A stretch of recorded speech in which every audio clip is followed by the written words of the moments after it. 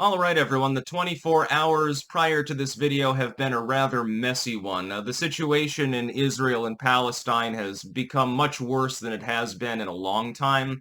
You've had, again, in the last 20 years, you've had various uprisings in the West Bank. You've had border incursions in Gaza. You've had terrorist attacks. You've had strikes by the IDF in Gaza. You've had strikes by the IDF in neighboring countries. Back in the 2000s, they used a stealth bomber to blow up what they thought was going to become a nuclear reactor in Syria.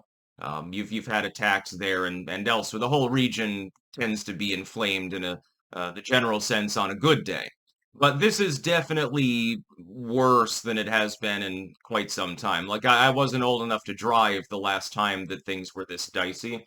And really, you haven't had a formal declaration of war, which is what you have now, by their actual Knesset and by Netanyahu. You haven't had that since the 70s.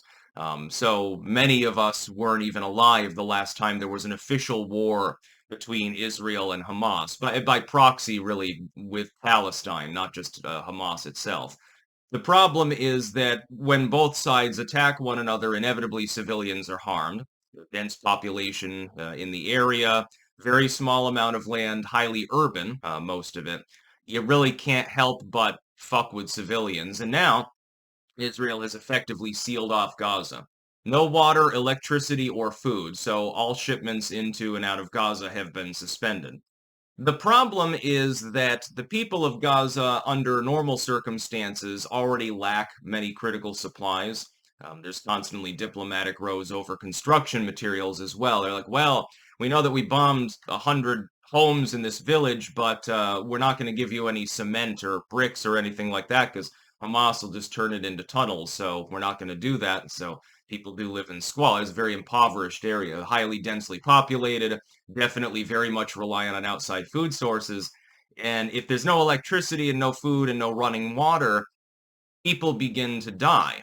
It's a scorched earth style strategy, especially when you're bombing the region at the same time, that affects the civilians more than it will Hamas. Um, and diplomatically, it tends to raise quite a bit of ire among other countries because it's like, I mean, you got to realize there's no other alternative really. The IDF can't just occupy all of Gaza without a regional war breaking out. Because the other countries in the area support Hamas, generally speaking. You've got Hezbollah and so forth. And they're already threatening to attack Israel right now anyway, and it risks inflaming the situation. But um, despite that, I mean, what other resources do you really have? You can bomb the area, so civilians die, civilian homes and businesses are damaged. You can starve them, then civilians die. Hamas, if it gets desperate, will go into people's homes and steal their food, and take their water. Not as much rainwater there. They've blockaded the ports there. I guess they destroyed a bunch of Palestinian boats as well. They don't want them in the late night running supplies into Gaza from Egypt or something like that, or from Syria. So they've been sealed off. Israel, by the way, has also scrapped much of its gun control in the last 24 hours. This is something I support. And I don't have a side in this particular struggle because I'm like, is Israel, Hamas? um there's no solution here that I can think of. I'd rather just not get involved for various reasons: moral, strategic, diplomatic, economic. Well, basically everything, because it's a losing proposition when we inevitably do get involved on Israel's side. We risk terrorist attacks on our own homeland and our allies' countries as well. I mean, Europe. I mean, fly back to Amsterdam, and a week later there's some attack in Rotterdam or something like that. It could happen.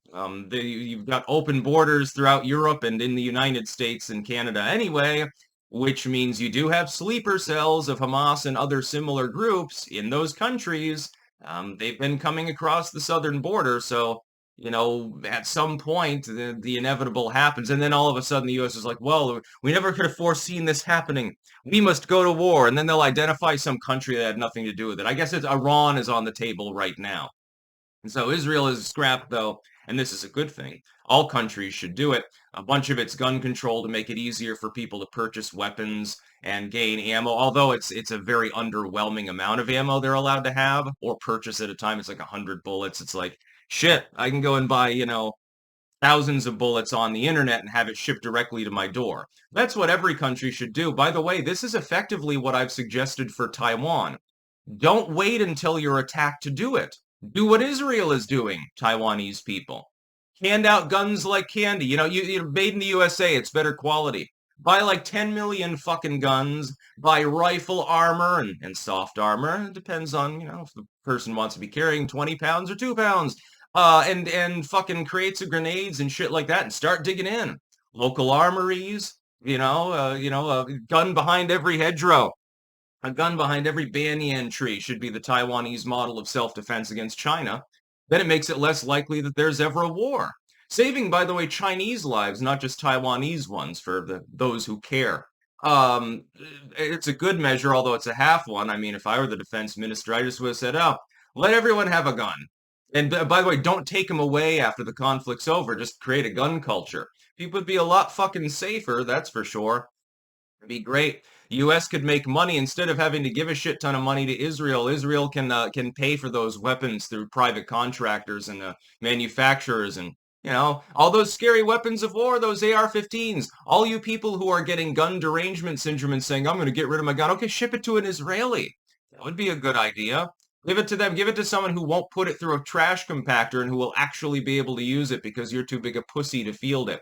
Then you've got the ever-present invocation of 9/11. And I know why this is going out in the legacy media and by Israeli politicians. It's to try to draw a comparison between what just happened in Israel with something that's still painful for many Americans and stirs up feelings of false patriotism in their hearts. So it gets them closer to accepting that the Israelis are going to have to massacre a bunch of people in order to actually root out a significant amount of Hamas agents because they live next door to regular civilians. So when you starve and deprive from water, medicine, etc., electricity, a highly urban, highly outside reliant zone of people that are technically part of a separate semi-sovereign nation, people will complain less about the human rights abuses if you've reminded them of something like 9/11. It's pure propaganda. Again, I'm not going to choose a side on this issue, which means that I'm ready for the fact that there will be several comments in the comment section saying that I automatically support the other side because I didn't support their guy. I've fucking seen it already. This is not my first rodeo. I've been doing political analysis on YouTube since the end of the 2000s, and then I branched out onto other sites as well. This video will be on Rumble and BitChute and so forth, and I'm used to it. So it's not going to affect me. Believe it or not, you're not going to be able to browbeat me into abandoning my position that's been so long held. People should probably just fucking not even bother, but they will. That's about all. Peace out.